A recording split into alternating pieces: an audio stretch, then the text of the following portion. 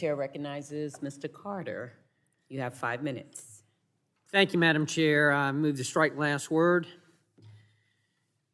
Madam Chair, the gentleman, the gentlelady from Delaware, I'm afraid that we don't agree. But we do believe in climate change, and it's important that we understand that. The urgency of the situation, I think, is where we disagree the most. And it is important, though. That's why I thank the gentleman from Ohio for this resolution of inquiry. I think it's important because this administration has not been shy of pushing the boundaries of its power to take over our economy and dictate policy as it sees fit. From COVID to student loans, we've seen executive orders and rulemakings to bypass Congress.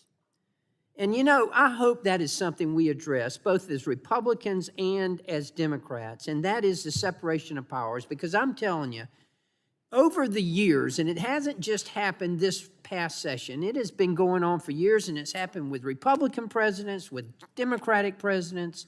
We have deferred too much power to the executive branch, and we need to take it back. We being Democrats, we being Republicans, we being Congress. We need to take it back. This country is being ruled by executive orders. All of a sudden, we've created a monarchy. And that's not the way our country is supposed to run. And we, Republicans and Democrats, need to be united in changing that and bringing it back to the way that it was supposed to be.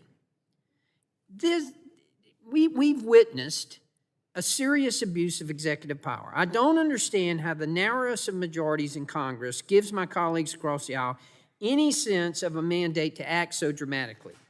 We also need to look at the facts. The U.S. remains a climate leader. We are a climate leader. In the last decade, the United States of America has decreased our carbon emissions more than the next 12 countries combined, while growing our economy. We've done that. We never get credit for that, but we have done that.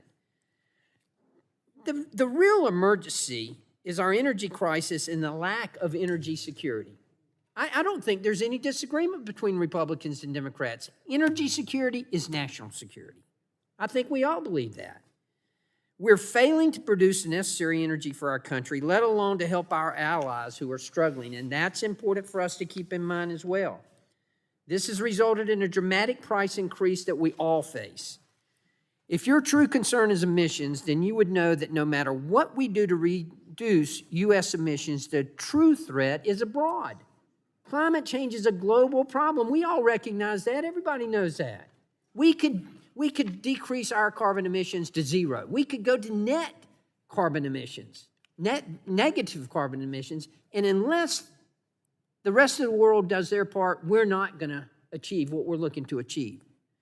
90% of future emissions growth will come from abroad, largely driven by the development and growth of countries in Latin America, Africa, and Asia. That's all there is to it. China and Russia have weaponized energy. We know that. We see what's going on in Ukraine right now. We see what how Russia is holding Europe hostage. Russia is nothing more than a gas station masquerading as a country. That's all they are. The real emergency is that we are failing to address this. We have got to make sure that we are not letting China and Russia weaponize energy, that we're punishing and what we're doing is we're punishing the American sector for being the cleanest and the most reliable. That makes no sense whatsoever. Talk about shooting yourself in the foot. We are shooting ourselves in the foot here. I'll yield to my colleague from Alabama.